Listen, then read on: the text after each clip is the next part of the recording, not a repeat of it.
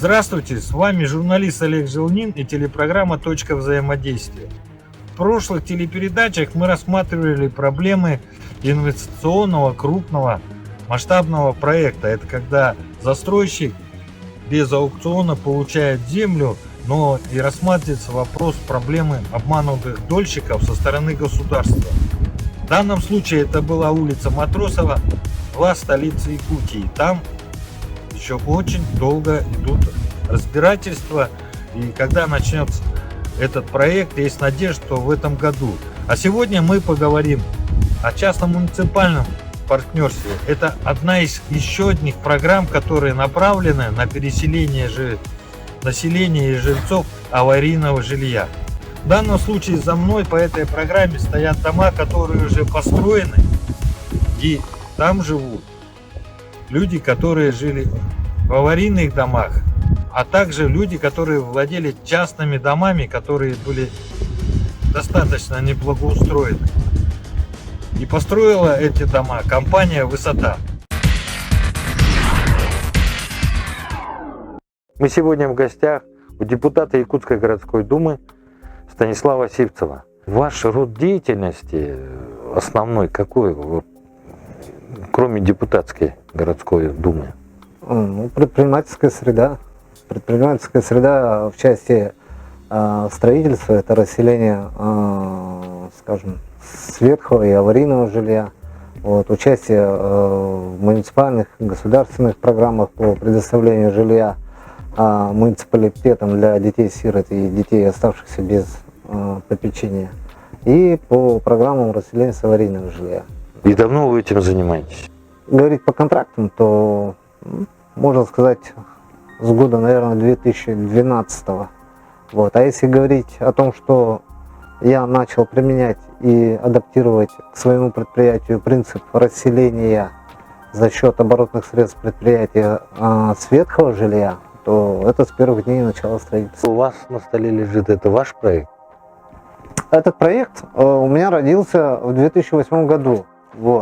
Но вынес его на бумагу я тогда еще в 2013 году. Свой первый объект я построил в 2010 году, начинал его строить в 2008 году.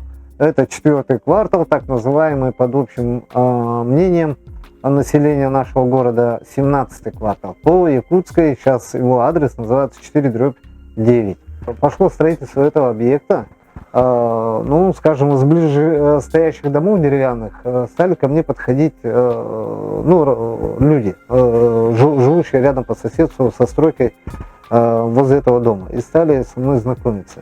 И начали предлагать мне, такие, скажем, операции. Давай, Стас, поменяемся квартирами. Я говорю, как?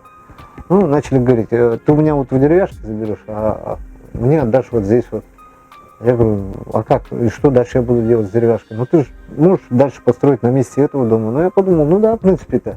Это нужно было проработать, проконсультироваться. В то время был мэром нашего города Заболев Юрий Вадимович. Я подошел к нему с этой идеей. Он меня тогда оценил сверху. И кто ты такой? И я тебя не знаю. Откуда ты, с чего ты взялся тут строить? По крайней мере, реакция была отрицательной. Придя уже в городскую думу, соответственно, я вышел с предложением о создании нормативного акта нашей Якутской городской думы. В 2014 году этот акт поддержали. Вы хотите сказать, что через Якутскую городскую идея воплотилась в виде нормативного акта? Ваша идея? Да. Муниципально-частное партнерство, которое разработал я лично и представлял его, защищал я в окружной администрации, вынесли на сессию в Якутскую городскую думу, и депутаты согласились, что нужно поддержать. Это было в 2014 году. А в 2017 году, соответственно, вышел уже закон о государственном муниципально-частном партнерстве.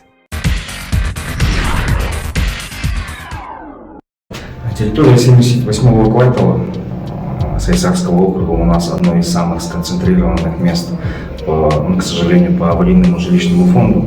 Мы сейчас стоим в объекте, построенном ООО «Высота». Станислав Иванович и его команда работают вообще на данном направлении более 14 лет. Это одни из самых таких с хорошей репутацией застройщиков на данном рынке. По количеству переселенных семей на территории Сайсарского округа переселено нашей организацией по моей инициативе 89 семей с 2015 года. А практикой переселения я занимаюсь с 2008 года. Вот. Если уточнять цифру с 2008 года, сколько переселено было предоставлено нового жилья вот, взамен на старое жилье, я затрудняюсь сейчас сказать, но однозначно переваливает где-то за 120 квартир, это точно. Данный проект он реализуется в рамках договора о развитии застроенной территории. Данные договора они у нас действуют приблизительно с 2010 годов, заключались с застройщиками, с инвесторами, которые изъявляют желание построить жилищный фонд на тех или иных участках квартала города Якутска. А посредством данного механизма городской округ город Якутск, местная администрация, также решает вопрос граждан, проживающих в аварийных деревянных ветхих домах. То есть, если дается разрешение на строительство, то накладывается обязательство на застройщика, чтобы он расселил, также и решил в положительном ключе жилищный вопрос граждан, проживающих в аварийном жилье. Сейчас, в настоящее время, с нововведениями градостроительный кодекс о развитии застроенной территории сейчас перетекло в комплексное развитие территории. То есть сейчас у нас прорабатывается, как вы все знаете, микрорайон спортивный, это так называемый 17-й квартал, 2-й, 4-й, 17-й квартал. И попутно еще разрабатывается по мастер-плану, который разрабатывался совместно с Управлением архитектуры Республики Саха-Якутия. То есть это комплексное решение, комплексный подход к решению, в том числе и сокращения аварийного жилищного фонда. На территории городского округа города Якутск признано аварийными в установленном законном порядке более 1180 многоквартирных домов. И из них в действующую программу удалось включить по условиям федерального законодательства только 162 дома.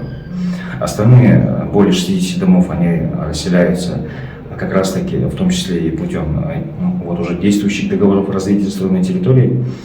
А оставшееся количество домов, это 934 многоквартирных дома, к сожалению, сейчас в подвешенном состоянии, вынуждены ждать начала следующего этапа региональной программы, которая предварительно известно начнет действовать только после завершения текущей региональной программы. Это то есть после 2025 года, когда весь субъект со всеми муниципальными образованиями закроет данную действующую программу. Но одновременно с этим, понимая, что необходимо запараллелить, так сказать, и решение по сокращению аварийного жилищного фонда правительством и с органами власти на всех уровнях, сейчас разрабатывается механизм реализации комплексного развития территории. То есть и будет действовать и комплексное развитие территории, куда будут привлечены частные инвесторы. Ну и будет параллельно, конечно же, обязательным в порядке начата региональная программа, следующая, так называемый третий этап программы переселения, куда будут уже включены аварийные дома, признанные таковыми после 1 января 2017 года. Я бы сказал, что на строительство этого дома, на расселяемых людей, заканчивая вводом в эксплуатацию, уходит где-то до 4 лет. Вот такая ситуация. Но если этот процесс запустить, то он, соответственно, пока строишь этот дом, уже расселяешь под следующий дом. И таким образом, как говорится, в городе Якутске я вижу перспективу изменения этого облика. Вот. Если бы политику градостроительства направлять по усилению в сторону наших жителей, куда вкладывать нужно свое внимание, начиная от предпринимателей, заканчивая, скажем, нашей властью, пусть будет муниципальной, поактивнее, посильнее. Все это взаимосвязано.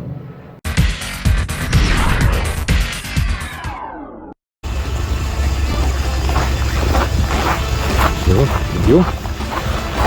И за сколько дом построили, кстати? Вот такой. Разрешение мы получили на строительство, по-моему, в апреле 2021 года. Так, а запустили? В ноябре 22. Ну, получается, не больше года? Ну да. А говорите 3-4 года. А расселять сколько пришлось, стоять сколько пришлось. А, Оформлять земельный участок сколько пришлось. вы 2 года до этим занимались Мы расселением. привыкли к чистому полю, где строится вот Да. это. А это начиная строительство с расселения. Это и есть строительство, начало строительства. Ага. Тогда, когда начинается процесс расселения. Вот мы заходим в новую квартиру.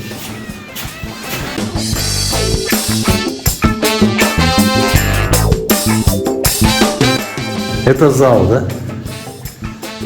Ну, это как евроразмушка, как студия общая. Вот.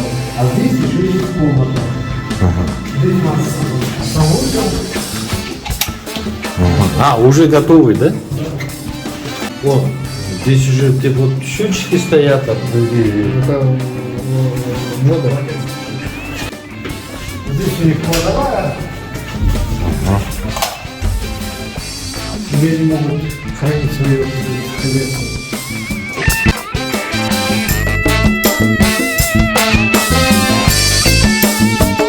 Ваша оценка вашего жилья, что скажете? Все замечательно. Да? И основное, что удивило? Ну, окно там комнаты решат. Почти. Программа частного муниципального партнерства уже работает, но теперь надо ее перенацелить на те районы, где находятся аварийные деревянные дома по всему городу, по всей столице Якутии.